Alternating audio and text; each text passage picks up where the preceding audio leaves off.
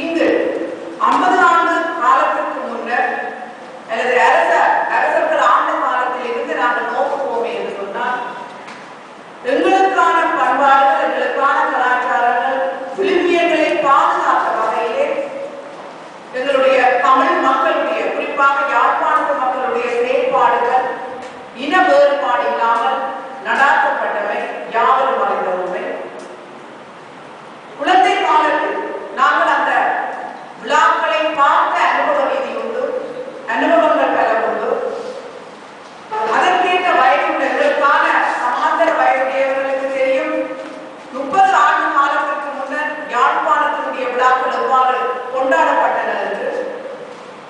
30 காலத்தில் பின்னர் நடைபெற்ற, விரும்பியோ விரும்பாமலோ நடைபெற்ற யுத்த சூழ்நிலை காரணமாக யாவற்றையும் நாங்கள் காற்றிலே பறக்கக்கூடிய நிலையில் காணப்பட்டு இன்று பிறந்திருக்கின்ற இந்த ஜனநாயக சூழலிலும் சமாதான சூழலிலும் அதேவேளை எங்களுடைய பண்பாடுகளை பாதுகாக்க வேண்டும், எங்களுடைய கலாச்சாரங்களை பாதுகாக்க வேண்டும் என்ற முனைப்பிலே இருக்கின்ற எங்களுடைய மேன்மதகு ஜனாதிபதி மஹிந்த ராஜபக்ச அவர்களுடைய வழிகாட்டலும், அதற்கமைய எங்களுடைய அமைச்சர் கௌரவ டாக்டர் தேவானந்த அவர்களுடைய வழிகாட்டலும் யாழ் மாநகர சபை இந்த அனுசரணையாளரின் உதவியுடன் இந்த மிக பிரமாண்டமான முறையில் எதிர்வரும் ஆண்டில் தைப்பொங்கல் திருநாளை முன்னிட்டு எங்களுடைய தமிழர் பண்பாட்டு மிக முக்கியமான திருநாள் இது. மத வேறுபாடு அற்ற ஒரு திருநாள், தமிழர்களுக்கான திருநாள்,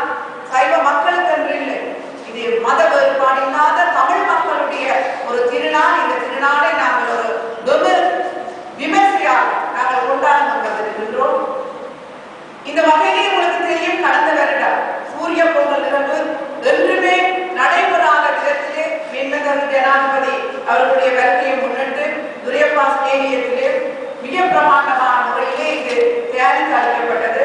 இதிலிருந்து சற்று வேறுபாடாக எங்களுடைய விழுமியங்கள், கலாச்சார பண்பாடுகளை உள்ளடக்கிய பல நிகழ்வுகள் யாழ் மாநகர சபையுடன் இணைந்து எந்த ஒரு சதமும் யாழ் மாநகர சபையினால் செலவழிக்காமல் முழுக்கவே முதலீட்டாளர்களுடைய உதவியுடன் இந்த விழா நடைபெற இருக்கின்றது என்பதை இது முக்கியமாக குறிப்பிட்டுக் கொள்ள விரும்புகின்றேன்.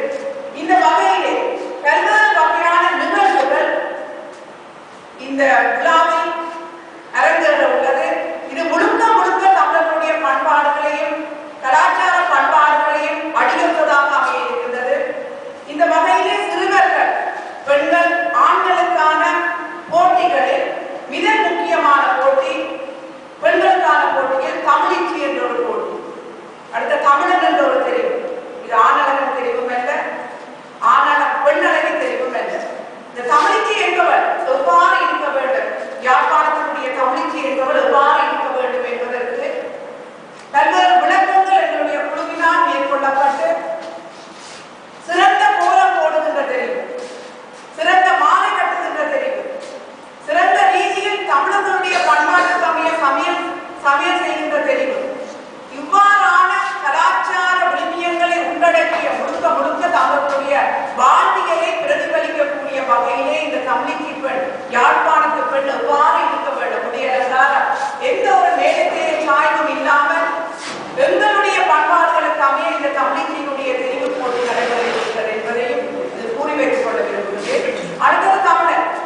எங்களுடைய வயது ஒருத்தவர்களுக்கு தெரியும், முந்தி ஆண் அழகன் என்பது யாழ்ப்பாணத்தில் எவ்வாறு தெரியப்பட்ட, எங்களுடைய விழுமியத்துக்கு அமைய எவ்வாறு தெரியப்பட்டார் என்பதற்காமே அந்த தமிழன் தெரிவு நடைபெறும் என்பதையும், அதைவிட முழுக்க முழுக்க எங்களுடைய கீழத்தேய எந்த ஒரு மேலத்தேய பாணியிலும் அமையாத கீழத்தேய இசை நிகழ்வுகள், உதாரணமாக பரதநாட்டியம், கர்நாடக இசை, எங்களுடைய பணிசைகளை கொண்ட ஒரு இசை நிகழ்வுகளை கொண்ட ஒரு நிகழ்ச்சி நிரலும் இதில் தயாரிக்கப்பட்டுள்ளது. இதில் எந்த விதமான மேலத்தேய சாயல்களும் காணப்படாது என்பதை நான் அறுதியாகவும் உறுதியாகவும் கூறி வைத்துக் கொள்ள விரும்புகின்றேன். அடுத்ததாக இலக்கிய இயல்பு நிகழ்வுகள், பட்டிமன்றம், வாதாட மன்றம் போன்ற பல்வேறு நிகழ்வுகள் மாணவர்களை 18 வயதுக்கு மேற்பட்ட மாணவர்களையும் பொதுமக்களையும் உள்ளடக்கியதாக, கவிஞர்களை உள்ளடக்கியதாக இந்த நிகழ்வுகள் முழுக்க முழுக்க எங்களுடைய தமிழ் இலக்கிய சாயலாக நாங்கள் இதனை போடுவதற்காக வேண்டியிருக்கின்றோம். இவை தவிர எங்களுடைய பாரம்பரிய விளையாட்டுகளான மாட்டு வண்டி சவாரி, அடுத்தது காவடி, கரகாட்டம், பொய்க்கால் குதிரை, போராட்டம், நாட்டுக்கூத்து,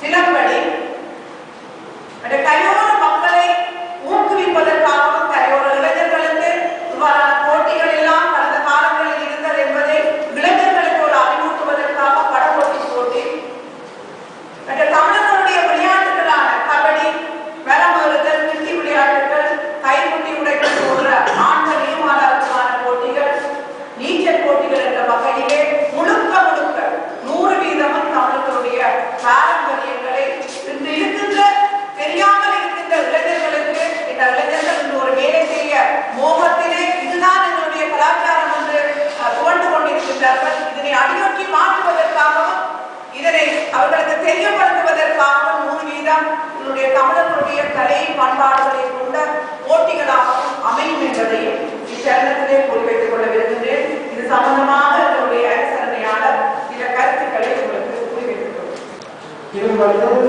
இந்த நிகழ்வு இவருக்காக 10 நாட்கள் நடைபெறும். 10 நாட்கள் என்று சொன்னால் முதல் நாளில் இருந்து முதல் 5ஆம் தேதியிலிருந்து 15ஆம் தேதி வரைக்கும் சேல்ஸ், அதாவது விற்பனை கூடங்கள், புது பொருட்கள் முக்கியமாக எங்கள் யாழ்ப்பாணத்தில் உள்ள வர்த்தகர்களுக்கு முக்கிய இடம் கொடுக்கப்படும். அத்துடன் வெளி மாவட்ட வர்த்தகர்களுக்கும் இடம் அளிக்கப்படும். அத்துடன் காணிகள் சொன்னால் சின்ன பிள்ளைகளுக்கும் பெரியவர்களுக்கும் ஏற்ற வகையில் பல விளையாட்டு திட்டங்கள் நடைபெறும்.